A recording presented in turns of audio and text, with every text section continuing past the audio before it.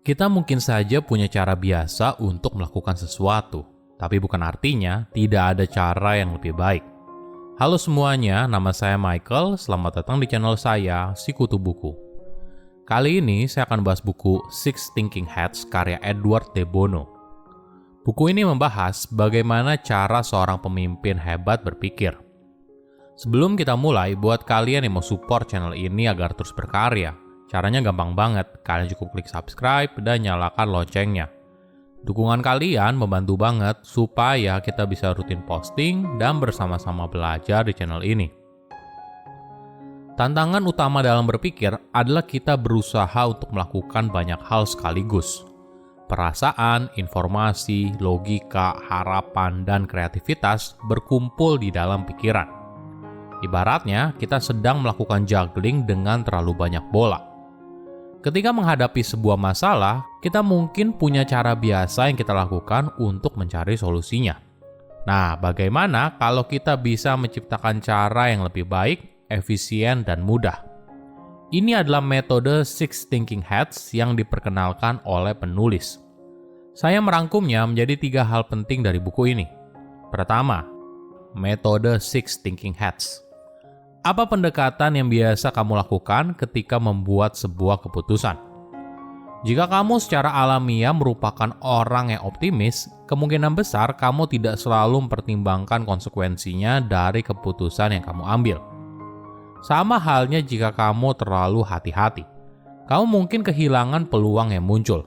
Apapun yang dikatakan intuisi atau suara kecilmu, keputusan terbaik seringkali muncul ketika kamu sudah mencoba berbagai cara untuk melihat sebuah masalah. Tentunya tidak ada keputusan yang benar, tapi yang ada adalah keputusan yang lebih baik. Setiap keputusan yang kamu ambil tentunya ada konsekuensi, ada hal positif dan hal negatif.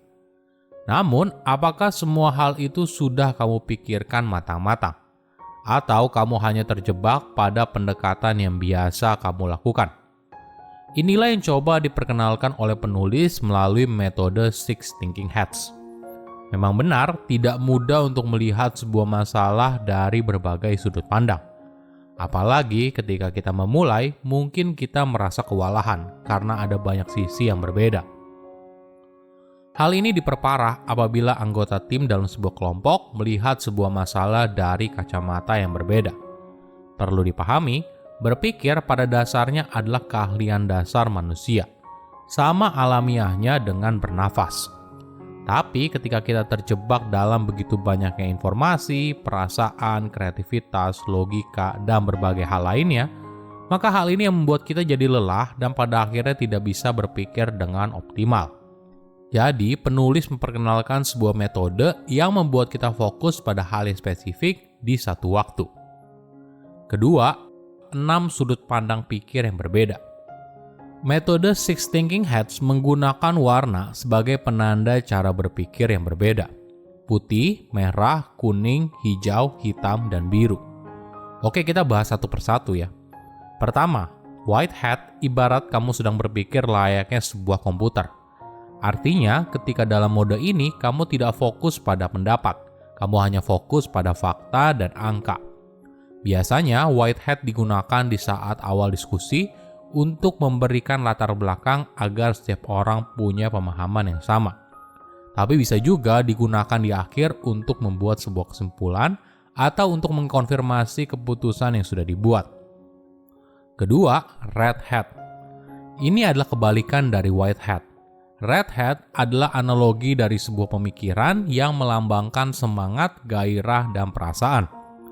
Jadi, ketika diminta untuk memakai red hat, artinya ini merupakan kesempatan bagi para anggota tim untuk mengekspresikan perasaan mereka, tanpa perlu memberikan penjelasan atau justifikasi. Intuisi merupakan sesuatu yang dibentuk dari pengalaman. Jadi bahkan sebuah kalimat, saya rasa ini terlalu beresiko deh, bisa saja berguna. Namun tentu saja, intuisi tidak selamanya benar. Maka itu perlu diperlakukan dengan hati-hati. Ketiga, black hat. Bayangkan kamu menjadi hakim dari sebuah pengadilan. Kamu bertanggung jawab untuk menimbang semua bukti yang ada dengan cermat. Ini adalah penggambaran dari black hat yang melambangkan kehati-hatian. Pemikiran ini menjaga kita dari melakukan sesuatu yang ilegal, berbahaya, atau merugikan di masa depan. Memakai black hat artinya kamu berjalan sesuai kode etik, peraturan, arahan, dan sebagainya. Tapi ingat, jangan kebablasan. Karena jika kamu terlalu hati-hati, mungkin saja kamu kesulitan melihat gambaran yang lebih luas. Keempat, yellow hat. Apakah kamu pernah merasa dunia begitu indah dan kamu bisa mendapatkan apa yang kamu inginkan? Momen itu muncul ketika kamu menggunakan yellow hat yang melambangkan optimisme. Yellow hat tidak mudah karena secara alamiah kita selalu melihat tanda bahaya untuk bertahan hidup. Jadi sebagai latihan kita perlu mencari hal positif bahkan dari sesuatu yang awalnya terlihat negatif. Kelima, green hat. Ini saatnya untuk kreatif. Green hat adalah soal ide baru, konsep, dan alternatif. Artinya, kamu berusaha mencari sesuatu yang berbeda dari yang sudah ada, keluar dari status quo. Green hat membuat kita melihat segala kemungkinan di masa depan, karena tanpa adanya visi kreatif untuk masa depan, maka tidak akan ada kemajuan. Terakhir, blue hat. Blue hat adalah soal kontrol proses sepanjang waktu. Ibaratnya, blue hat mengawasi semua hal yang ada. Biasanya, blue hat dikenalkan oleh fasilitator, moderator, atau pemimpin dalam sebuah sesi. Mereka punya tanggung jawab untuk menentukan jalannya sebuah diskusi agar terarah dan bisa mencapai hasil yang diharapkan. Ketiga, pentingnya metode Six Thinking Hats. Manfaat utama metode Six Thinking Hats adalah membantu setiap orang di dalam grup untuk bisa berpikir dengan cara yang sama.